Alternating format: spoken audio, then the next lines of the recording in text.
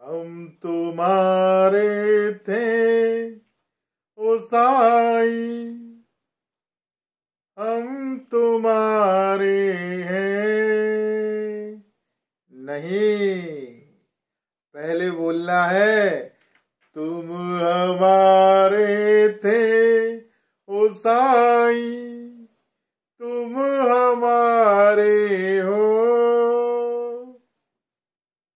तुम हमारे रहोगे ओ मेरे साईना। इसके बाद बोलना है हम तुम्हारे थे ओ साईं, हम तुम्हारे हैं, हम तुम्हारे रहेंगे ओ मेरे साईं। ओम साई राम, ओम साई राम, ओम साई राम। और मेरे प्यारे भाइयों बहनों, मुझे पता है आप दुखी हैं, आपकी बाबा सुन नहीं रहा है, आपके ऊपर कृपा नहीं हो रही है। क्यों नहीं हो रही है? क्यों नहीं सुन रहा है? कहीं ना कहीं कमी है, उस कमी को दूर कर दो, आपके ऊपर कृपा होने लगेगी। जब बाबा हमारे शरीर रूप में थे, बाबा तो अभी भी है, आत्मा रूप में है, अब तो और अच्छा है, वह जल्दी पहुंच जाता है। जब शरीर रूप में था तब तो देरी लगती थी हमारे बाबा को पहुंचने में, अब तो और जल्दी पहुंच जाता है।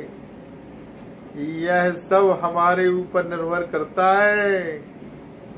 तो उस समय की एक मैं घटना बता रहा हूं आपको। जब बाबा बैठे हुए थे और सभी भक्तगण बैठे हुए थे और बाबा सबको ज्ञान दे रहे थे,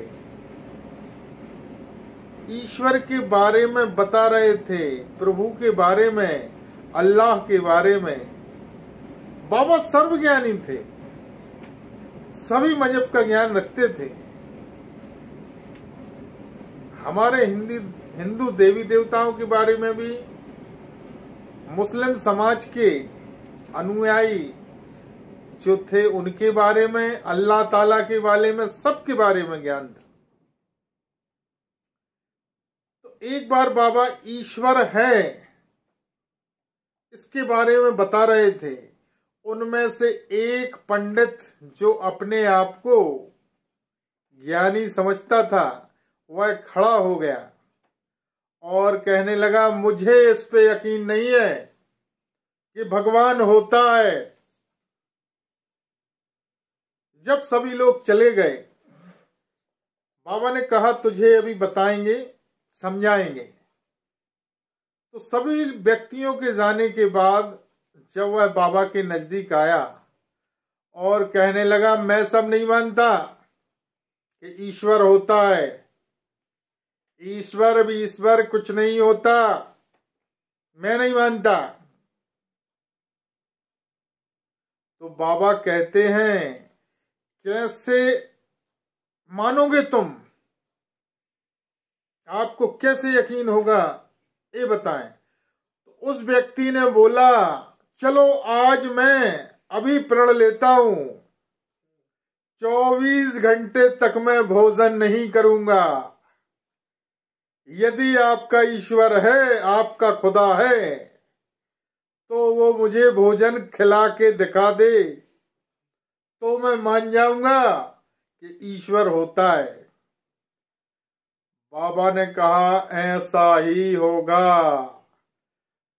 मेरा ईश्वर, मेरा खुदा, मेरा गुरु तुझे 24 घंटे के अंदर भोजन जरूर कराएगा। और इतना कह के वह व्यक्ति वहां से चला जाता है। उसी क्षण बाबा अपने गुरु को अपने ईश्वर को, अपने अल्लाह से प्रार्थना लगाते हैं कि प्रभु मैंने इसका वचन स्वीकार किया, इसने जो चैलेंज किया है मुझे, मेरी जवान की कीमत रखना और आप प्रमाण दे देना कि आप इस दुनिया में, इस पृथ्वी पर आप हमारे साथ, हर व्यक्ति के साथ हैं। इसका प्रमाण आज परीक्षा की घड़ी है, आपको जरूर देना पड़ेगा।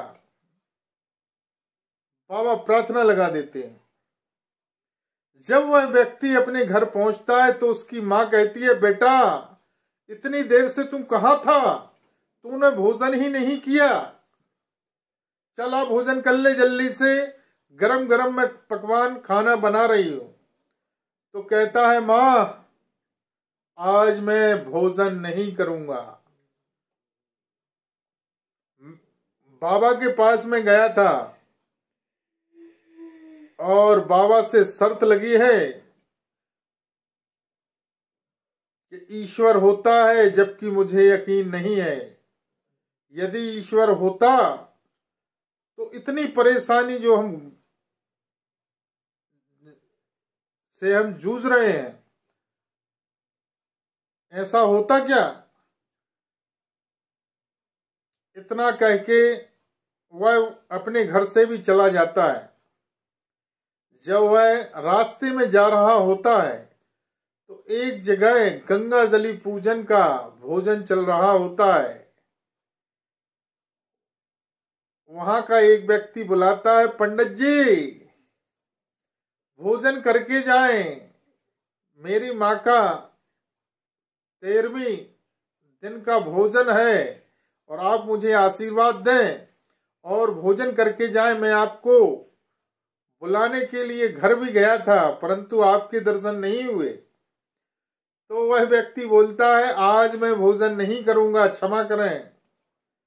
उसके विशेष अनुरोध के पर भी वह व्यक्ति भोजन नहीं करता और वहां से चल देता है।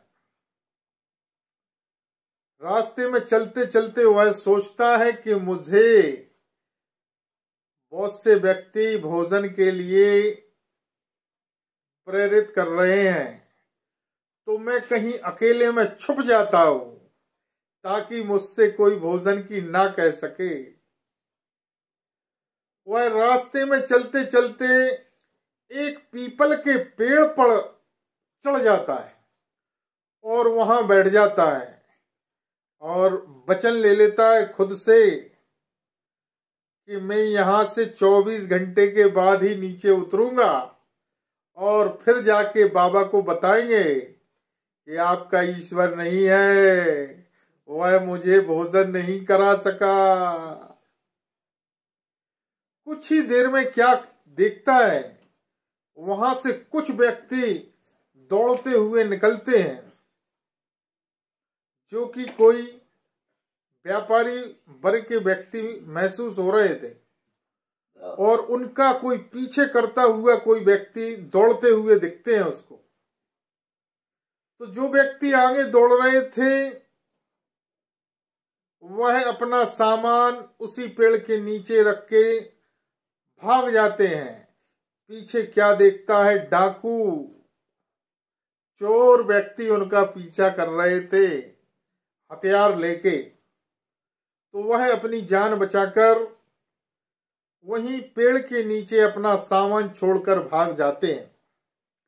जब वह चोर डाकू वहां पर आते हैं और देखते हैं कि वह व्यक्ति सामान छोड़कर, बैग छोड़कर भाग गए हैं, तो जब खोल के देखते हैं तो उसमें पैसा, कपड़े और खाने पीने का सामान भी रखा हुआ था। तो खाने पीने का सामान जब उन चोरों का सरदार देखता है तो उसे भूख आ जाती है। तो वह भोजन देख के जैसे ही खाने को शुरू होता है, उन सरदार का ही आदमी एक बोलता है सरदार खाना मत खाओ, कहीं ऐसा तो नहीं है इसमें कुछ मिला हुआ है। और जब ऊपर की तरफ देखता है तो यह व्यक्ति बैठा हुआ दिख जाता है। कहता है वो बैठा है, कहीं इसने हम लोगों को पकड़वाने के लिए भोजन में कुछ मिला तो नहीं दिया। तो उस व्यक्ति को आवाज लगा के बोलते हैं नीचे उतर। तो वो कहता है मैं नहीं उतरूंगा। तो सरदार बोलता है मैं तुझे गोली मार दूंगा यदि तू नीचे नहीं उतरा। तो वह व्यक्ति कहता है गोली मत मारना भाई, मैं नीचे आ रहा हूं। जैसे ही वह नीचे आता है कहता है क्यों, तूने मुझे पुलिस से पकड़वाने के लिए यहाँ खाने का सामान और ये सब सामान रखवा दिया ताकि तू मुझे पकड़ सके। उसने कहा नहीं भाई, यह सामान मेरा नहीं है, ना ही मैंने रखवाया है। तो वो लोग चोर लोग बोलते हैं ऐसा नहीं है, जरूर तूने कोई चाल चली है। और सरदार को बहुत तेज भूख भी लगी हुई थी। तो बोलता है अब ये भोजन पहले तू खाएगा, बाद में हम खाएंगे, क्योंकि यदि इसमें तूने कुछ मिलाया होगा तो पहले तू मरेगा। तो वह कहता है आज मैं भोजन नहीं करूंगा, मैंने प्रण लिया है। तो कहते हैं यदि भोजन नहीं करेगा तो गोली खाएगा। तो मरने से कौन नहीं डरता भाई। तो उसने सोचा बंदूक की गोली खाने से अच्छा है भोजन खा ही लेते हैं। तो पहले उसको खिलाया जाता है, बाद में वह डाकू जो चोर व्यक्ति थे वह भोजन करके सामान लेकर चले जाते हैं और इसको छोड़ देते हैं। यह दौड़ा दौड़ा बाबा के पास जाता है और कहता है बाबा आप सत्य हैं, आप ही हमारे गुरु हैं, आप ही अंतर्यामी हैं, आप ही हमारे भगवान हैं। आपने सत्य कहा था कि ईश्वर है उसके बगैर एक पत्ता भी नहीं हिलता।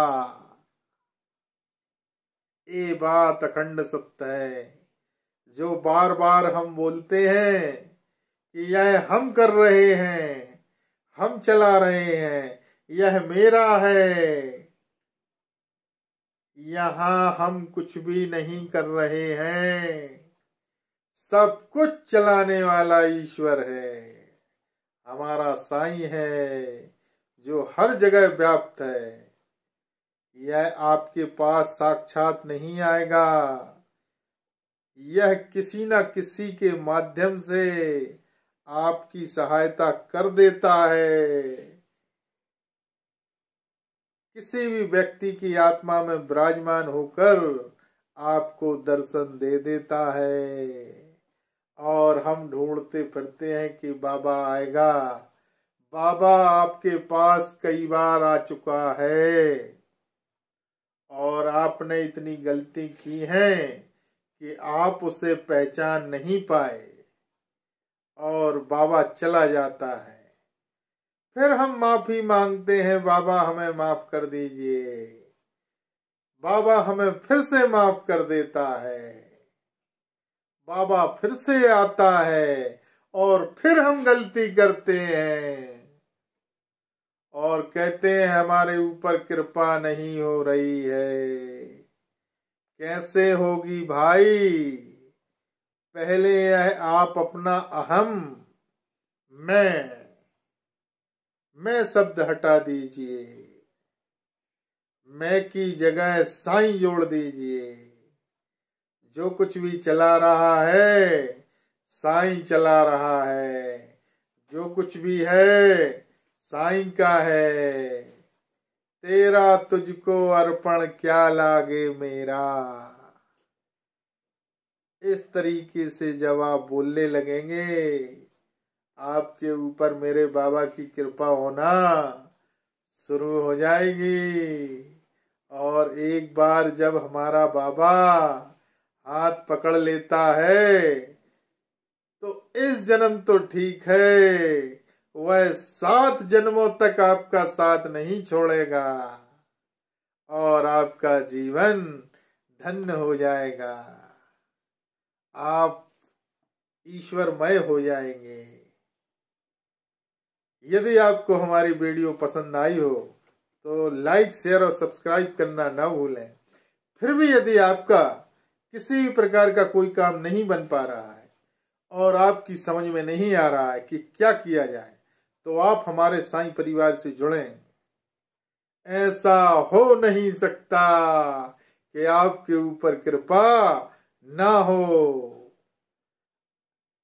जो भी व्यक्ति साईं परिवार से पूर्ण आस्था और विश्वास के साथ बताए हुए रास्ते पर चलेगा, 101% की गारंटी जरूर कृपा होगी।